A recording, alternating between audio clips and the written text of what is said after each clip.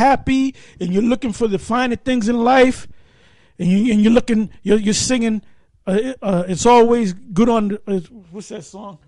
Always look on the bright side of life. All right? The most I ain't dealing with guys like you. Right, yeah. See, I know why you don't go out there in the cold, because being out there in the cold makes you mad, man. That's right, man. You know, cold smack you. Even Richard Pryor said that, man. Yeah. Cold smacking you all in the face. You want to kick somebody in the ass. You know, you mad as hell. So you're trying to keep that level of happiness.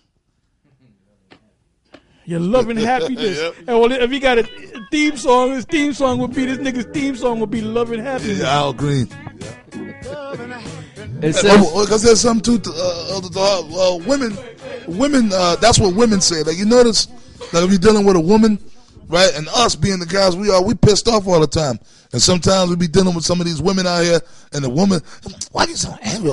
You gotta be happy. Yeah. When I first came in the truth, I had this one lovely, and she used to always, hey, brother, I be walking down the street, man, all mad and shit. Because when you first in the truth, you really mad. Then you calm down, but then you get mad again. You know? Yeah. Hey, but I used to always be mad. She used to always say, you're always mad. You're always angry. Yeah. I said, well, what the hell am I supposed to be? Yeah. You know? Because women are stupid. Y'all dildo heads.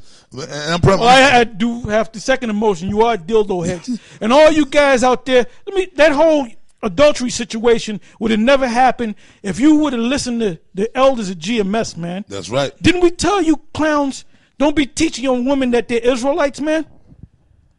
Just that's not. Hey, the scripture said, let not your left hand know what your right hand is doing, man. Yep. All she should know is your name is Bob Johnson. That's it. You ain't no Hebrew Israelite. Yep. You know? Hey, you don't be telling crackers on your job you a Hebrew Israelite. You tell a crack on your job the white man's a devil, man. You get a damn woman, you deal with her, you treat her according to the law, but you don't let her know nothing, man. Because what the hell is she going to do? Go out and hold posts with you? Yep. She gonna suffer? Yep. She ain't suffering with you, man. Oh, man. A woman is just a piece of pussy at the end of the day, man. At the end of the day, a woman is just that's why you get with a woman, to get a piece of box, man. That's right. That's the only reason. Not to pray with her. Okay, sister, put your head. Okay, let's pray that's together. Right, man. That's the spirit. This is I must say this, brother. That's the spirit of the Lord, what Elder Tahar just said. Now, what he just said, Elder Tahar told me that many years ago. That was maybe 17, 18 years ago. Me and Elder Tahar was sitting in the car, and he told me this same thing he's telling you brothers now. And I myself, when I was out west among some of you brothers, I told y'all the same thing. Y'all better listen, man, to that shit. That's why that adultery situation happened. And I told all you brothers. I told the brothers out in Texas. I told you brothers in Chicago. I said, look, man, don't be teaching these women everything Elder Tahar said, because I learned that from him.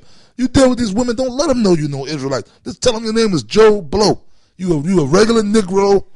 You just a regular guy.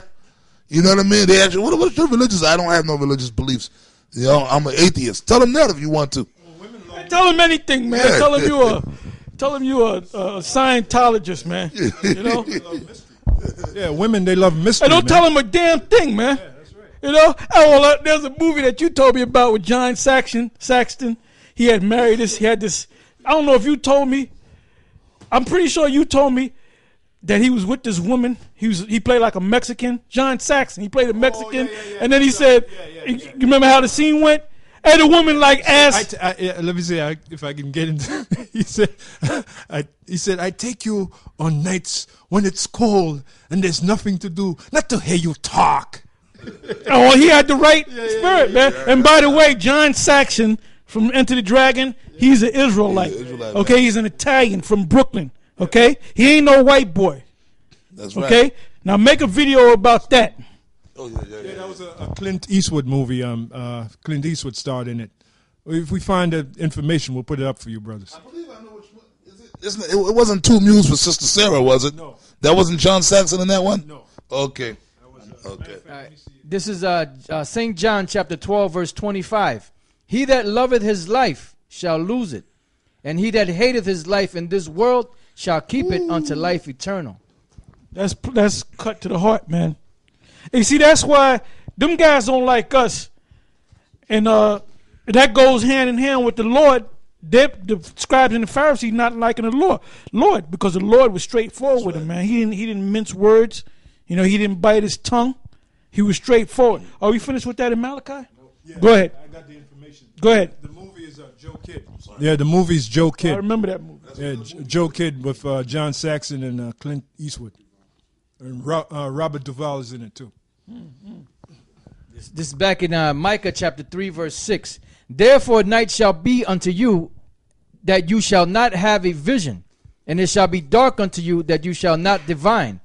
And the sun shall go down over the prophets, and the day shall be dark over them. Then shall the seers be ashamed, and the diviners confounded. Yea, they shall all cover their lips, for there is no answer of the Most High. But truly I am full of power by the Spirit of the Lord, and of judgment, and of might, to declare unto Jacob his transgression, and to Israel his sin. Hear this, I pray you, ye heads of the house of Jacob, and princes of the house of Israel, that abhor judgment and pervert all equity. They build up Zion with blood, and Jerusalem with iniquity. The heads thereof judge for reward, and the priests thereof teach for hire. You know who hired them? Those the Illuminati hired them, paid them off to teach Israel, but to water it down, to sugarcoat it. And the prophets thereof divine for money. Yet will they lean upon the Lord and say, is not the Lord among us? None evil can come upon us. That's what those guys are saying. Now, you compare us, GMS, to these other camps, and you go into the scriptures and see which ones keep with the scriptures and see which ones don't keep with the scriptures. And that's how you realize in your mind that some of them guys ain't men of the Lord. Okay? It says, therefore shall Zion for your sake be plowed as a field, and Jerusalem shall become heaps, and the mountains of the houses of the house as the high places of the forest. Go ahead. Yeah, this is the book of Isaiah 30, beginning at 9. It says that this is a rebellious people, lying children that will not hear the law of the Lord, which say to the seers, another word for seers, prophet, see not, and to the prophets, prophesy not unto us right things, speak unto us smooth things, prophesy deceits, get you out of the way, turn aside out of the path, cause the Holy One of Israel to cease from before us. And a good example of that is that Queen of the Two-Thirds, the guy from 14th Street. That's what he's doing. He's speaking smooth things, you know, and he's prophesying deceits. And that's just what the Lord is speaking through, saying through Isaiah the prophet, you know. So you got these guys out there, like the Queen of the Two-Thirds, the guy on 14th Street. What is he doing? He's prophesying deceits. Oh, and the scriptures also say, Paul said, I have fought the good fight, I have done the work of the Lord, and he said, I am confident in the hope that I might be saved, right? Even Paul said that after all the works he did, he said that he has a hope that he would be saved. You made a statement, I know the Spirit of the Lord is dealing with me. Yeah, which Lord though? Yeah, the Spirit of the Lord, he was right on that. He was right on one thing. The Spirit of the Lord was dealing with him. The Spirit of the Lord of the Flies is dealing with him. All right, go ahead. All right, this is Isaiah 42 and 22. It says, but this is a people robbed and spoiled. They are all of them snared in holes, and they are hid in prison houses. They are for a prey, and none delivereth, for a spoil, and none saith restore. Showing you that America, like we were saying earlier, is a big concentration camp. Israel wasn't brought here to make it. Israel wasn't brought here to live good or to seek after the finer things in life. Israel was brought here to catch hell. And if you're after the so-called pursuit of happiness, then the Most High is going to destroy you. Yep. That's the bottom line. Yeah, like that movie with Will Smith, The Pursuit of Happiness. Last night. Which is a damn good movie, by the way, but that's not what we fucking here for, you asshole. Just because you're pursuing happiness doesn't mean you're going to get it. That's the deception is in the wording. How the so-called white man worded it, the pursuit of happiness. Doesn't mean you're going to get it. That's right. This is Isaiah chapter 51. That wasn't even in the original Constitution. It was life, liberty, and property. and they changed property because the only ones that could have property were rich white men. So they changed it to the pursuit of happiness. See how this devil does? Hey, going back to the whiskey rebellion, man. Yep. Ain't never been.